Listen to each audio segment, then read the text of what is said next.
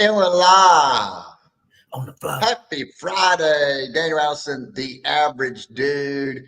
And that intro, it's 300 days plus now. I did change it one time. Is it time for a new intro song, Fred Blanton? It is. Yeah. Okay. I'm glad you asked me that. We have not discussed that, not a single time or second in months. But since you asked me, yeah. Time for a new one. For a new one. We're gonna change it up. We're gonna add a little something. And it's funny that I haven't asked you that, and a lot of things that we ask each other for the first time on this very program. Have you noticed that? I have noticed that. Why do you think that is? I think that this is a program that's all about being real. There's the voice. Being real.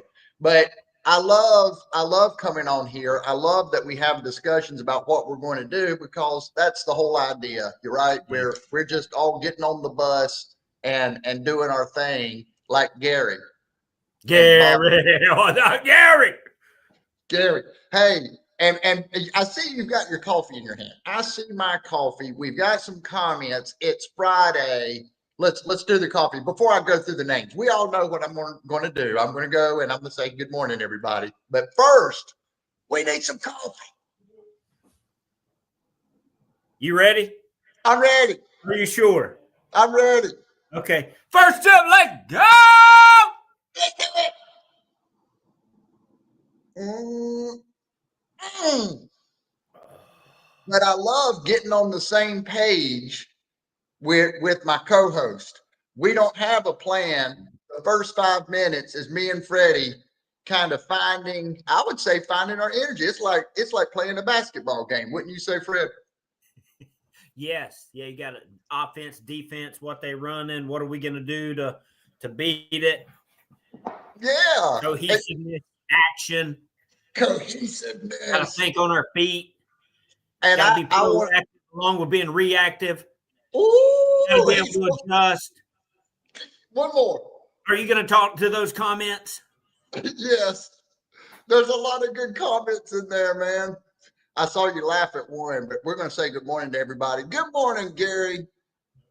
I love having Gary on the bus. He brings his lunch. He's funny. He's smart. He's a good dude. That's what we like here. Russ Hammond, good morning. Another week. Russ here with us all the way. I love it. Thank you, Russ.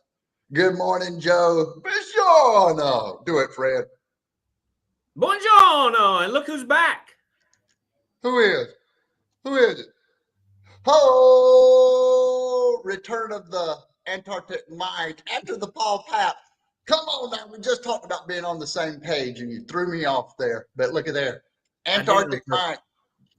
Great to have Antarctic Mike, the only 3-time guest appearance person ever on this program. That's a big deal. We may send him more stories in the library. Absolutely, he does. He's got a lot of stories, meets a lot of people. Love having Joe on here. Hey, my vote is for the Chicago Bulls. That's a good one. We all know that one, and we play that at F3 some mornings, Joe. That's only if the lights in my office can turn off when the music comes on, dude. And then the spotlight. Bro, when we go big time, we get lights going on in my apartment, your office. that'd be fun. Good morning, DJ.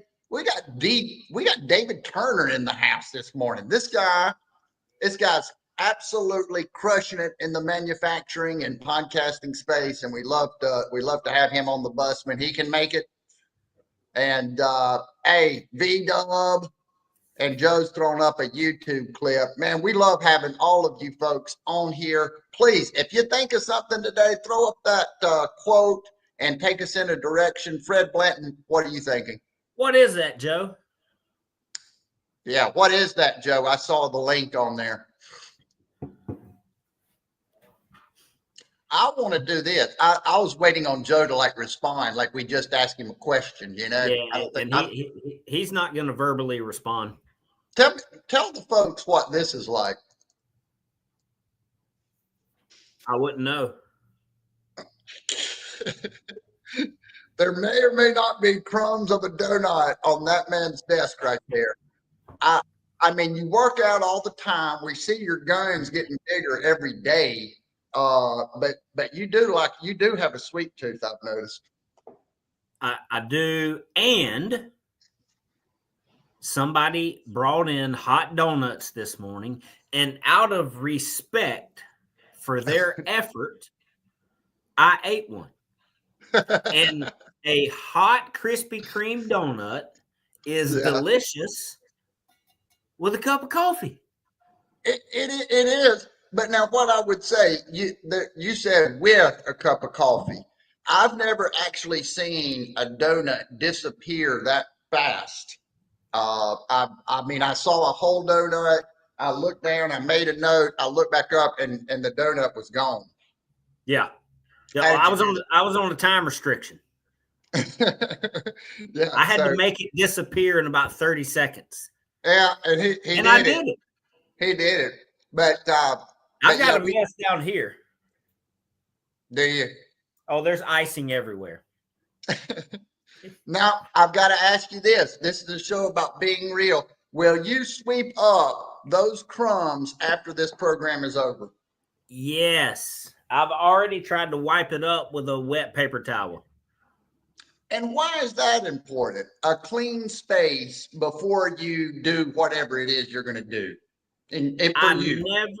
I never like leaving a space more dirty than when I got there. I always try to make it better. Leave it better. Ooh. Hey, that's one thing we like to tell technicians out on service calls, right? Leave it better than you found it. And yeah. I like that. I like that. Yeah, Russ, Daniels, he's really getting confident in his calling out skills. And I've tried to take it easy on him lately. Okay, Russ? Role reversal. Daniel calling out Freddie. Hey, I got to get a few shots in here. I've been thinking a lot about this turkey trot deal. Oh, you don't want to lick this floor. I've been in there. I have been there. We work in the dirt, right? I'm in the dirt business, and this facility is surrounded by dirt. And I think it's a wind tunnel. When we open the doors in the back and the front, it is like like a scene in a Western desert. Oh man. I just saw one of those one of those things. Like if you do a movie in the Western, you got to have a Western set in it. I don't know, what are those called? It's like a bush that floats. That's why that's bush. You've heard of you've heard of the burning bush. Yeah. Not the floating bush. No. Oh man, this program is fantastic to get on pace with your co-host and to also embarrass yourself. It's fantastic every single day. The turkey trot is coming up, and we talked about this. It's a lot of the things that we always think a lot about, including tables turn. Now, last year we did this show live while we ran the turkey trot. That was fun too, and we're going to do that again. I don't know if you remember, you had to sit down. It was almost like you couldn't run and talk at the same time. You were getting really winded. You had to sit down and do it. Russ, where is Russ Hammond? Is he in these comments? See what you did to me, Russ? You brought something up and you gave him an idea, and he started attacking me ruthlessly. Did I stop last year? I don't think I did. I didn't stop last year. That's ridiculous. Tumbleweed. I looked up and DJ saved the day. Thank you, DJ. Thank you, DJ. Tumbleweed. Man, that's hey, somebody's laughing at Paul Pappy. Krispy Kreme is greater than floor dirt. I love it. Tell us what tables turn means in relation to the turkey trot. Well, it makes me think in life, we start out in that turkey trot. You get a lot of different people. You get some people that are runners. You get some people that have never run, and you get some people that run on the weekend. And so everybody starts off at this different pace, and you may feel really good if you're out. Are you frozen or just not interested? No, I'm not paying you any attention. Okay, good. I just wanted to make sure that I wasn't talking to anyone. The whole idea is that things change, that sometimes that whoever's ahead might end up behind, and whoever's behind might end up ahead. So sometimes we tend to say, we tend to judge, or we tend to point fingers, or we tend to help me out here, Fred. Oh, I got you. Here's what happens typically at the turkey trot. You'll see some groups of people move to the front, right? Because they want to get ahead of everyone. And there'll be a handful of men and women. Typically, they're really skinny. They have like 5-inch shorts on, wool socks, no shirt. You know, the women have some sort of sport apparatus on. Yeah. Those people mean business. They're moving to the front because that's where they're going to be. There's also those people. Yeah. There's also this other group of people who think they want to be there. And they get about a quarter mile in on that 6-minute pace and walk for about 2 miles because they give it everything they got. Oh, tables turn. They ran out of gas too early. You feel? Hey, you feeling all right, buddy? Right? But it's a pace thing, and everyone can run their race and their pace. And sometimes it can be kind of embarrassing, right? You see somebody pushing a stroller or a little kid past you, and you're like, oh man, I'm getting passed. I better run faster than I know that I should, because you get, in other words, tables turning, running in a race. The comparison game will make you lose your breath faster than anything else, right? One of the funniest experiences in my life that I will never forget. We were running the Blue Ridge Relay, and we've talked about it on here. You know, you go from Virginia to Asheville, 200 and something miles. You run 3 sections of a race. I just happened to have a portion called the Mountain Goat. It's one of the hardest sections of the course because of the incline. I want to make sure the Mountain Goat is the name of the portion. Yes, Mountain Goat. Okay. And I thought I was clicking along at a pretty good pace. You know, the bus had already passed me. Did I need any water? No, y'all go on. I'm boom, boom, boom. You know, I'm running. I feel good. Yeah. I hear somebody behind me. It's a lady. She comes up beside me, talks to me for a second, says, all right, well, keep up the good work. And runs by me like I'm standing still on the Mountain Goat route. Did she smack you on the backside as she went by? No, she just rubbed it in with that look. Hey, keep up the good work. Bye. What nothing I could do. There's no way in my mind that I was going to try to keep up with her. So sometimes you got to know your limitations. Sometimes you have to know your limitations. Sometimes it's a great thing to get out there and find that person that can pass you on that hill, and to be on the same hill as the lady that can run at that thing at full speed and pass you like you're standing still. It's a proximity thing, right? It makes you see what's possible. It makes you see how much more growth that you have. So when we compare, we can look at others and we can say, man, that's impressive. But we don't have to say, oh man, I have to be that, or I have to force myself out of my game. And that's never a good thing. Right. But it can be done. That's what it opens our eyes to. It can be done. It can be done. I've been using that ruthlessly self-aware and delusionally optimistic. right? And I see some people have got to go, and we set our 15-minute mark. I wanted to go a little longer today, but ruthlessly self-aware, delusionally optimistic, right? And I thought, man, is delusionally optimistic the right word? But sometimes we need to think differently than we think is what's possible. Absolutely. Right? You know, Roger Bannister in that 4-minute mile, until Roger Bannister, this is him running it, ran that 4-minute mile, nobody thought it was possible. Was that Hulk? Huh? Was that the Hulk? That was Roger Bannister's legs. Joe says go longer, I see. We're going to go a little longer. But here's what I would say, that when we see Roger Bannister and we see somebody impressive that does something, it shows us that it's possible. The minute that we think that it's possible, we rock and roll. And look at here. Tumbleweed! Tumbleweed! Matt Roos. There, boy. Much. Let's go longer. Let's go longer. What's on your mind, Fred? I've got a few things here. Maybe we could call it tumble grease, because we get these big dirt and grease mixtures. You know. Yeah. The smell of diesel fuel and rubber tracks.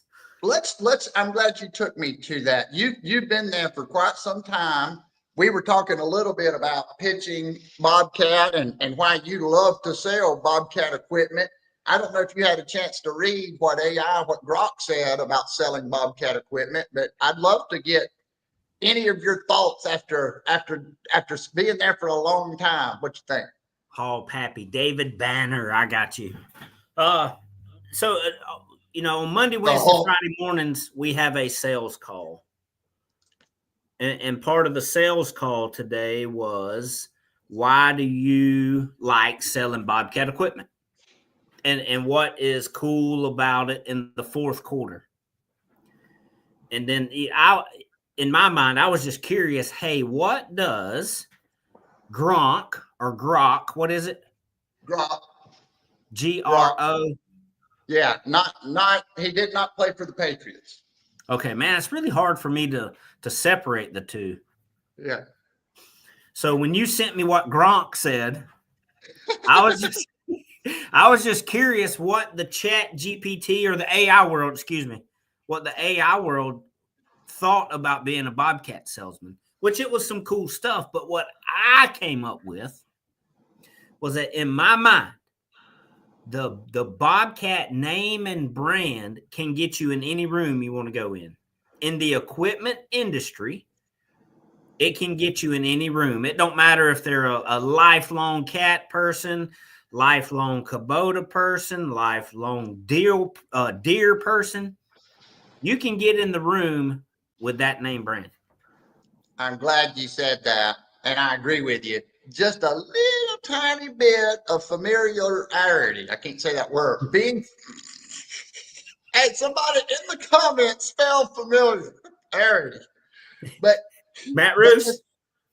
Matt saved me a little bit of commonality, a little bit of, that's why it's so important. Hey, if you like sports and the person you're calling on likes sports and you're both North Carolina Tar Heel fans, there you go. You've got something to talk about. You're both somewhat familiar with Bobcat. Same idea. We have a little place in communication. You get two people that meet. We need something to like show each other who we are, right? Instead of and so if we have somewhere to go, man, did you see that game? Did you see that movie? And now we're sharing an experience and we can kind of get on the same page.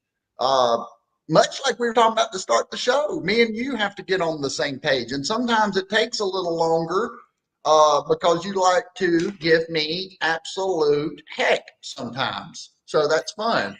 Well, and part of it is just because I meet somebody new, they accept a meeting. I said, I'm the Bobcat salesman. They've always bought cat, and they're telling me face to face, well, I'm just not going to buy a Bobcat because I'm happy with where I am.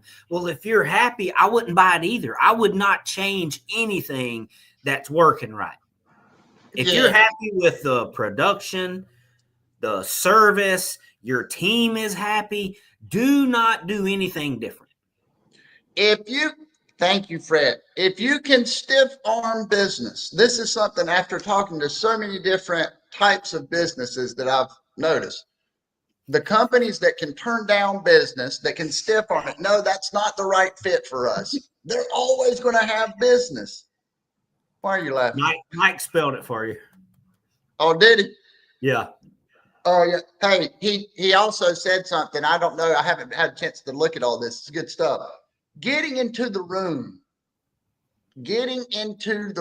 Fred Blanton. If you're a great player at the end of the game, what do you want? Say you're Michael Jordan. What did he want in the last play? You want the ball. You want the shots. You want the chance. You want to be in the room in front of the biggest people. So everything that we do as a good salesperson is about getting in the room, creating proximity. If you believe in your product and service and you believe in yourself to communicate that, you're going to be like Grant Cardone. You're going to pick the microphone up at a conference. I still remember that one. When I read that, I was like, that is winning. He was scared to death, Fred. He's no different than any of us average dudes. He went over there to the microphone and said, the guy that had the mic said, "Hey, can I pay you $100 for 5 minutes with that microphone?" Or something like that, right? Yeah. He takes the microphone. "Hey, Grant Cardone here. I've got my table over in the corner." He's getting attention. He's creating proximity. And so I just think that that's so important. Stiff arming deals that aren't fits, willing to talk to people to find out, and then telling them the truth. And see what happens with us in the fourth quarter is we get extremely busy because people are coming up with their tax situations. And people don't like paying taxes. Wouldn't you rather have a piece of equipment in your shop versus sending a check to Uncle Sam? Yes. Hey.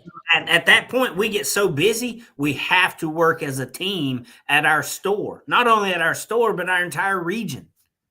Hey, because you're interested in them having a successful business. When me and Jesse came over and picked you up the other day for lunch, you were talking to a young man. That young man had a truck, had equipment, and had a business. And if Freddie's only concerned about giving him a piece of equipment so he can make his commission and go buy him a smoothie, and not the overall success of this guy, well, then he's just going to make the sale and take the sale and do whatever he has to do.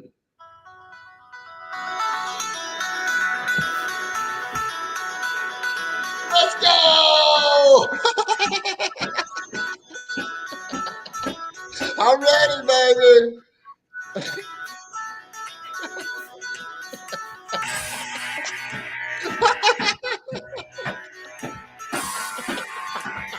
And now,